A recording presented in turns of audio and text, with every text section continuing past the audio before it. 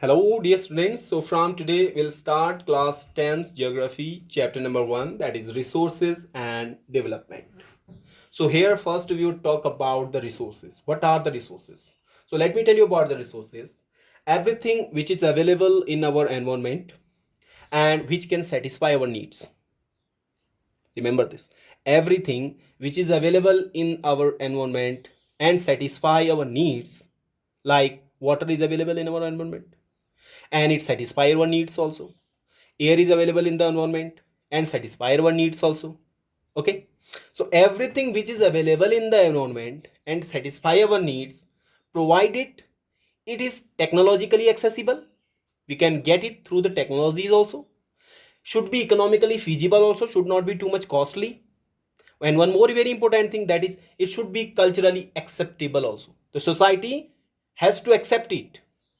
Okay, then only it can be termed as a resource. Like water is a resource, air is a resource. Okay, so this is all about the resources. Okay, so let's write this. So this is the definition of the resources: everything available in our environment which can be used to satisfy our needs, provided it is technologically accessible, economically feasible, and culturally acceptable, can be termed as resource. It should be culturally acceptable also, I mean the society has to accept it. Okay, then only it can be termed as a resource. Okay, now if you see, the human beings has a the human beings have a kind of interaction, or the you can say the kind of relationship with the three factors. Okay, human beings, if you say, let's say human beings, so human beings have a kind of relationship with the three factors. Like it human beings have a relationship with the physical environment, that is the nature. We have some relationship there. Yeah, so that is physical environment. So human beings have a relationship with the physical environment, which is called nature also. Next thing, we have a kind of relationship with the institutions also that we are making, institutions. And one more thing, we have a kind of relationship with the technology also, technology also. So these are the three factors with which human beings have a kind of relationship. Okay, so we have a relationship with all these three factors.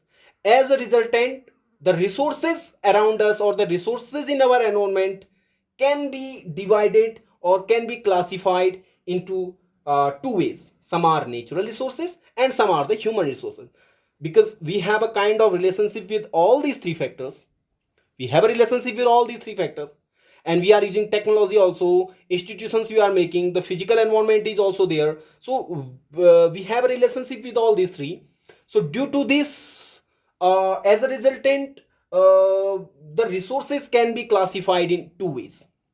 Okay, some are natural resources and some are human resources, because with the help of technology we are making the resources on our own also. Okay, but we have a relationship with the physical environment also, so we have some natural resources also. Okay, so because we have the relationship with all these three factors, so that is why the resources can be classified in two ways. Okay, so just write it first, note it down first.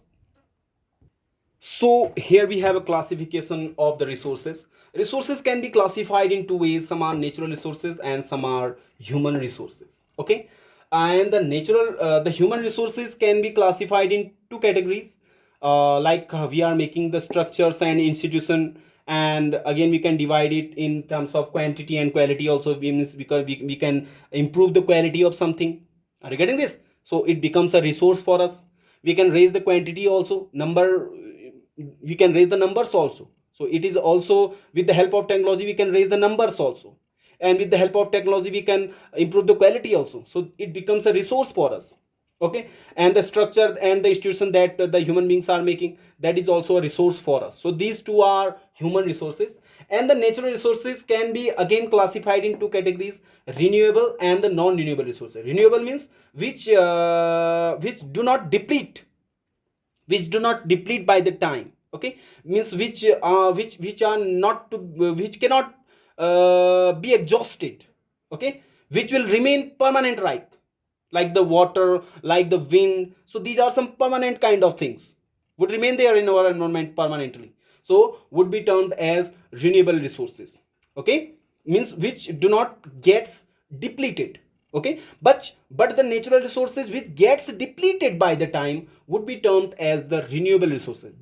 These resources gets depleted by the time. If you are using these such resources like non-renewable resources, if you are using them regularly, okay, in unmannered way, so they are to be exhausted by the time, they are to be depleted by the time, okay. So these such resources would be termed as non-renewable resources, okay.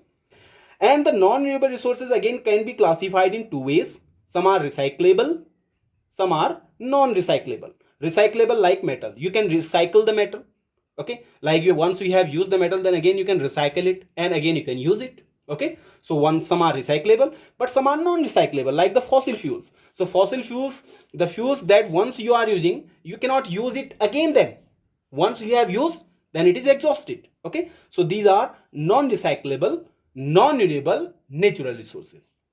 Are you getting this? And at the same time, the renewable resources also can be classified in two ways. Renewable resources means which do not get depleted after by the time, okay. So such resources would be termed as the renewable resources. So again, the renewable resources can be classified in two ways. Some are continuous, like wind, water continuously moving, so these are renewable resources which will remain there in our environment continuously, okay. And some are biological renewable resources. Biological resources again can be classified in two ways. Some are natural vegetation and some are wildlife. Natural vegetation like forest, okay, and wildlife, that you can just understand this, okay. So these are the biological resources, okay. So this is a brief classification of the resources. Now we would study the detailed classification of the resources on different basis in the next upcoming videos. Till then, stay tuned and keep watching. Thank you. Have a good day.